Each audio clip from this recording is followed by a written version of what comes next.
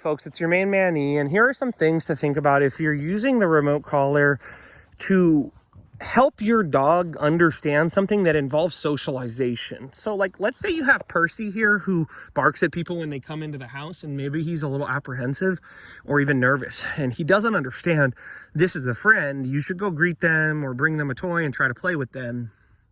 Or perhaps it's Dottie, who there's another dog in the household. Some of the dogs that come over, Dottie's fine with, but for whatever reason, this dog and her, they got off on a weird page, and there's just a little bit of tension in the household.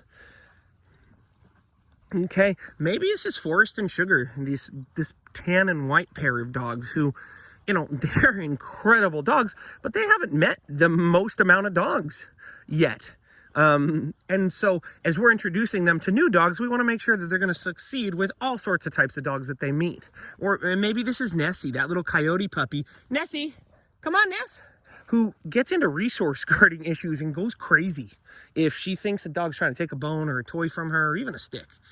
Okay, so here are some things to think about when you're using your remote collar and you're trying to address socialization issues involving people or dogs or even household pets that you want the dog to feel good about. You don't want the dog to feel tense or nervous or afraid, okay? So the first thing to think about is that whatever you're going to be asking the dog to do, come on, Lucas, you and the dog are feeling good about doing that task and having the sensation of the remote collar be a part of that process. So when you go to call the dog back using the remote collar, they should look happy. They should look like they have clarity that, it's all good. You're just asking them to come back. They're not in trouble, okay? So watch when I call Shuggy back here, and I'll show you what I mean. Shuggy, we're going to put Shuggy at a working level of 5. Come on, Shuggy. So I'm tapping the remote collar on 5. Shuggy's just in a really good mood, okay? Here's another dog, Nessie. Come on, Nessie. I'm using vibrate with Nessie. Yeah, come on, Nessie. Good job, baby girl. Nice. So you can see Nessie, just comes back real quickly and enjoying her time.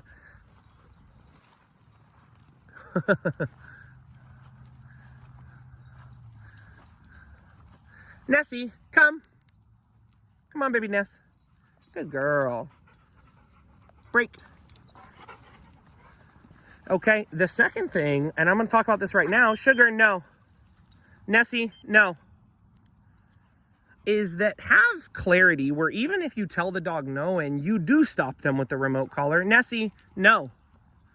The dog understands that although maybe they've received a consequence or a correction, it's coming from you and it's not mysterious. It's just telling them, hey, that's not a good idea.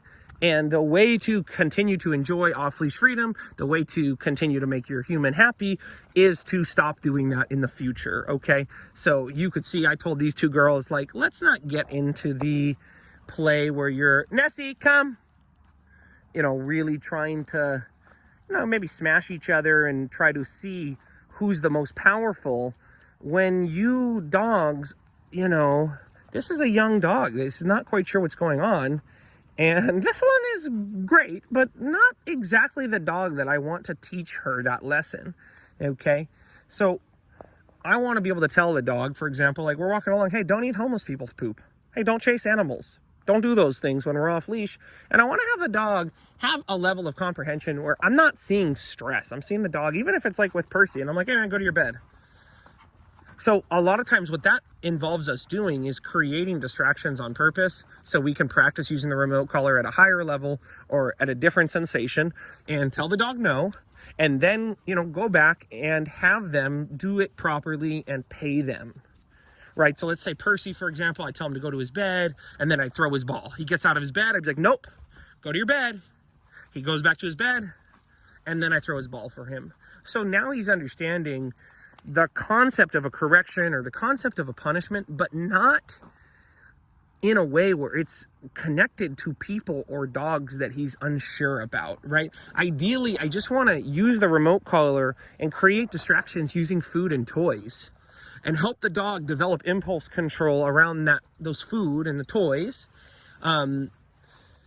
And then move on to addressing, things with other dogs.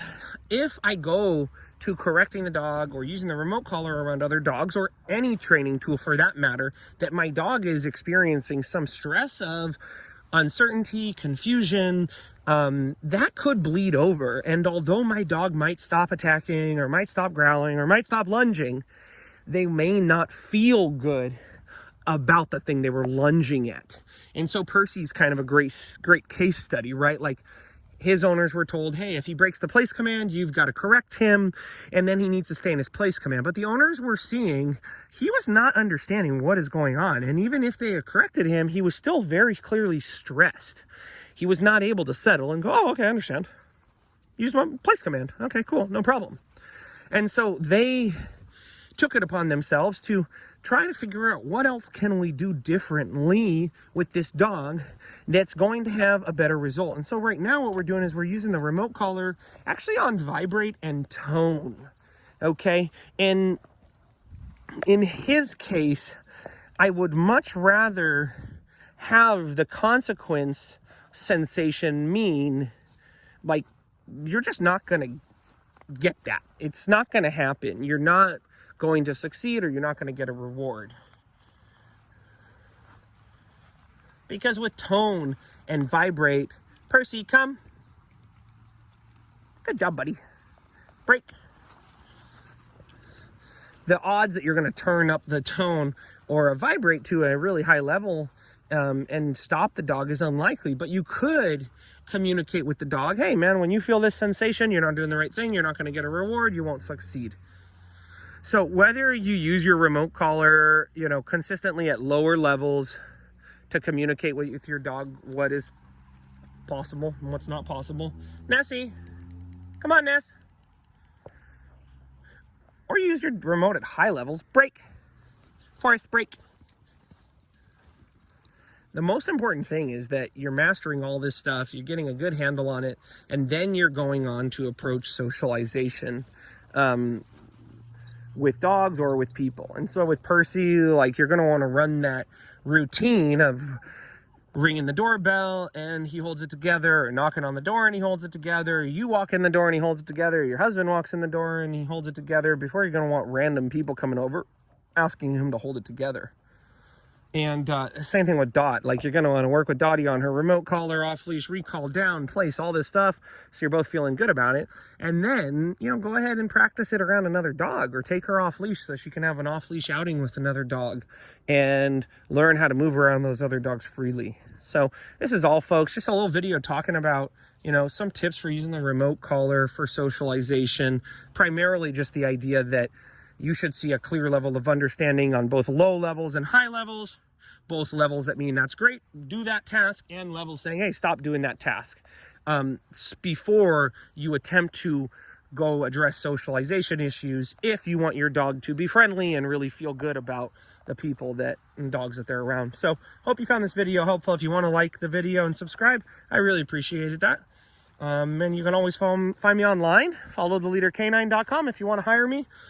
Or look for my poetry book, Loving, Leading, and Losing, Story from the Dogs That Trained Me, if you want to hear my poetry about all this work I've done. Okay, folks, until then, we'll see you then.